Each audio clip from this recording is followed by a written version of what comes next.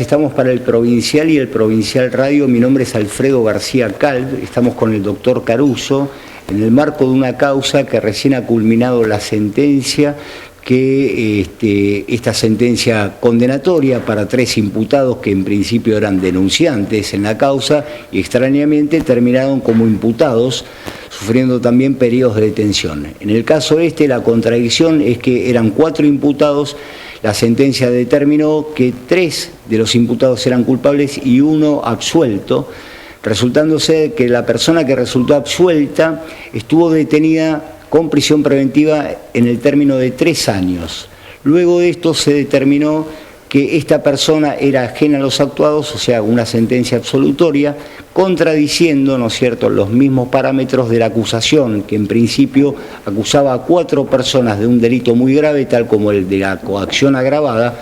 Sin perjuicio de eso, a medida que fue transcurriendo el tiempo, el fiscal del debate oral se dio cuenta de esta aberración y fue modificando las estimaciones que él tenía con respecto al delito. En principio era coacción agravada y luego bajó la calificación a unas amenazas coactivas.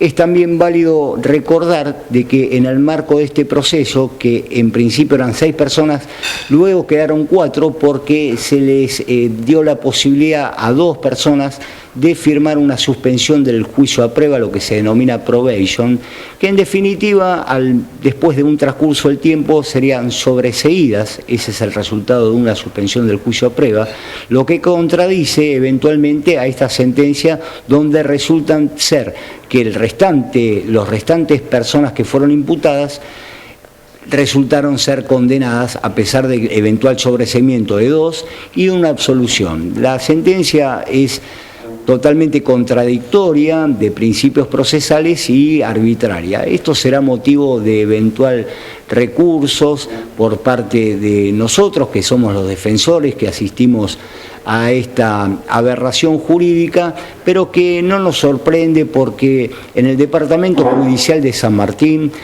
se encuentran personas inescrupulosas que en definitiva fueron nombrados a dedos para ser funcionarios judiciales y que conforman un conglomerado de mafioso en el cual también se encuentran empresas, funcionarios municipales, provinciales y, como bien dije, funcionarios judiciales que están, digamos, al corriente, digamos, de diferentes tipos de delitos que cometen empresas en el radio de esta jurisdicción. En el caso en particular se trataba de unas personas que estaban defendiendo la posesión de unas tierras de 18 hectáreas más precisamente, y que en el momento de la pandemia sistemáticamente han intentado denunciar un daño ambiental provocado por una empresa denominada Arcillex, que está en el conglomerado también del SEAMSE.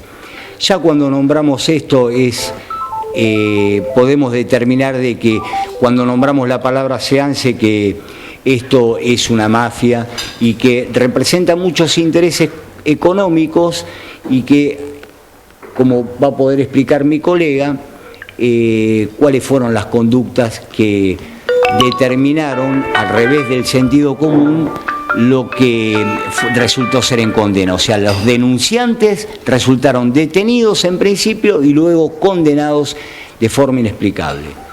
El doctor Caruso representa a uno de los imputados y la pregunta en concreto es cuál es su parecer en relación a la sentencia que ha emitido el Tribunal Oral número 1 de San Martín. Bueno, a mi criterio la sentencia es totalmente arbitraria, pero quiero hacer una aclaración inicial. Cualquier oyente de un programa de radio o de televisión, cuando escucha sobre una causa penal, comete un delito, siempre va a estar, en general, del lado del castigo al delincuente. El tema es identificar cuál es el delincuente.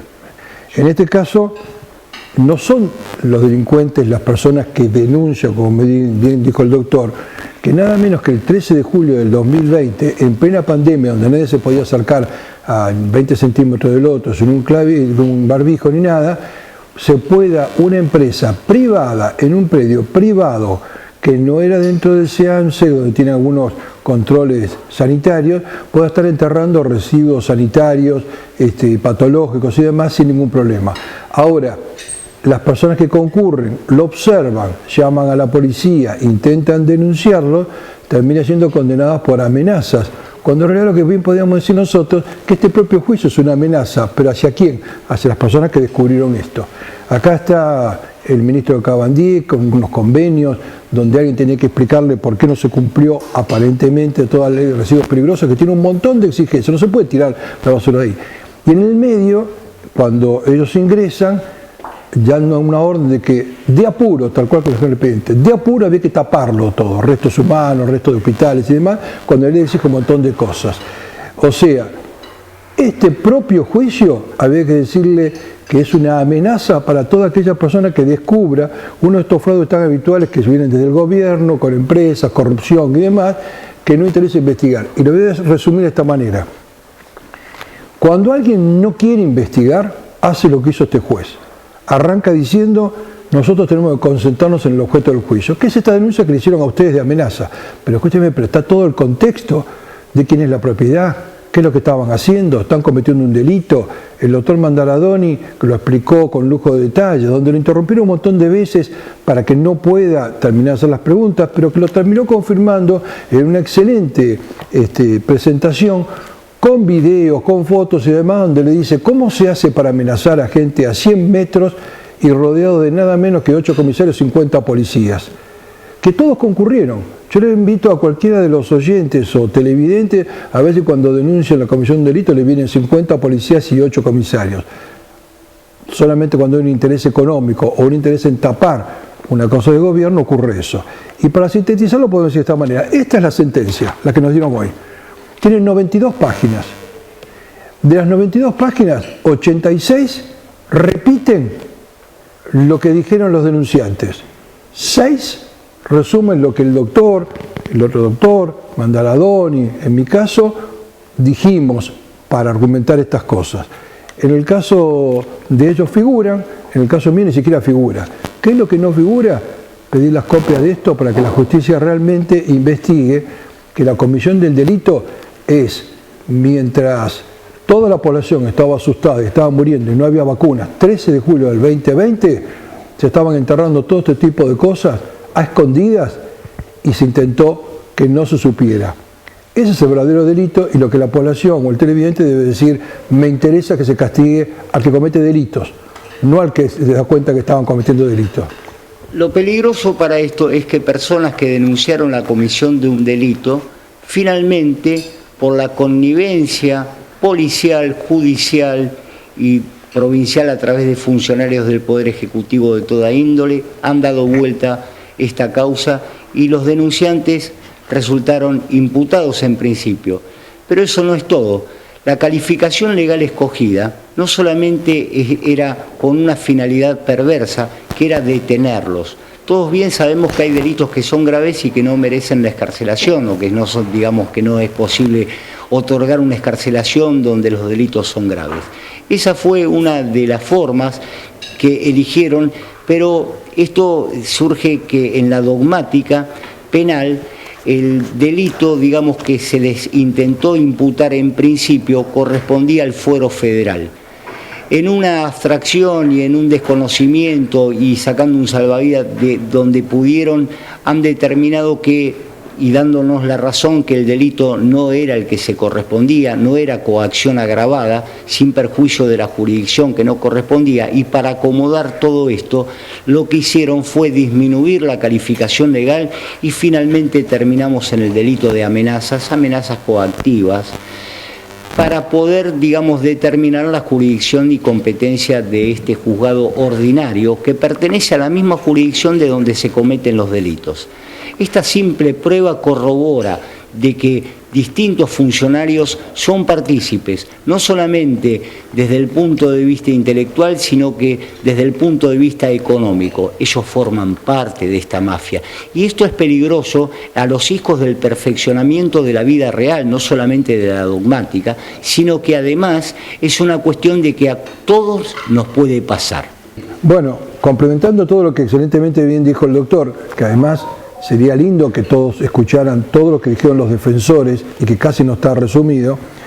Y siempre diciendo a televidente o oyente uno dice, bueno, aparte de protestar, ¿qué se puede hacer? Bueno, desde el punto de vista como letrados, lo que se puede hacer es apelar, obviamente. Pero desde el punto de vista de la ciudadanía, es sostener dos cosas que deberían empezar a ocurrir para evitar estas maniobras ocultas, intereses y demás. Insistir con el juicio por jurado. Si esto hubiera sido un juicio por jurado, no hubieran podido hacer la maniobra tan fácilmente.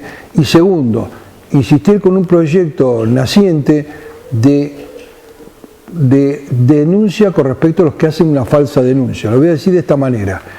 La persona que fue absuelta, se demostró que era inocente, tuvo 3 años detenida. Y la pregunta que todo el mundo hace siempre es, en estos casos, ¿y quién se lo compensa? Nadie. Haga un juicio contra el Estado, que el total lo va a tratar otro juez, que seguramente a lo mejor no le va a prestar atención. Entonces el proyecto de ley dice, y eso puede corregir muchas cosas, que aquel responsable de una falsa denuncia tendría que pasar en prisión el mismo tiempo que estuvo esperando el inocente para que le dijeran que era inocente. Y segundo, cosa que yo acabo de hacer hace 2 días en otra causa, hay que denunciar a los jueces y a los fiscales que participan de esto como partícipes en el delito de falsa denuncia, porque esa falsa denuncia la acompañan con cosas jurídicas, pero en realidad estamos acompañando una falsa denuncia y cometiendo un delito. A lo mejor así que podemos limpiar un poquito más de todo esto. Estos extremos de comprobación se demuestran que los jueces también forman parte de una mafia y que no está una persona por su capacidad, por la dignidad y la preparación, sino que los que están en el ejercicio de su cargo lo están por ser nombrados a dedo. Esta es una aberración que puede importar un peligro para cualquier persona, para cualquier ciudadano. Imaginemos este ejemplo. Usted tiene una casa, se quiere aproximar y encuentra intrusos que están además de todo cometiendo delitos dentro de su propiedad. Esto fácticamente está demostrado. Pero usted ni siquiera tiene la potestad ni el derecho de poder exigirle al intruso que se retire de su propiedad, porque puede ser sujeto a quedar detenido, es decir, perder su propiedad, perder la libertad, perder la dignidad, no solamente de la persona que está sometida al proceso, sino de toda su familia y de la sociedad en definitiva. No puede quedar así. Esto es una cuestión que alguien debe delimitar las conductas delictivas que fueron sostenidas a lo largo del tiempo. La connivencia policial y judicial está determinada. En una sentencia penal por un delito tan simple como es el de la amenaza, no es posible querer sostenerlo o justificarlo con 92 páginas. Es decir, el que pretende aclarar oscurece.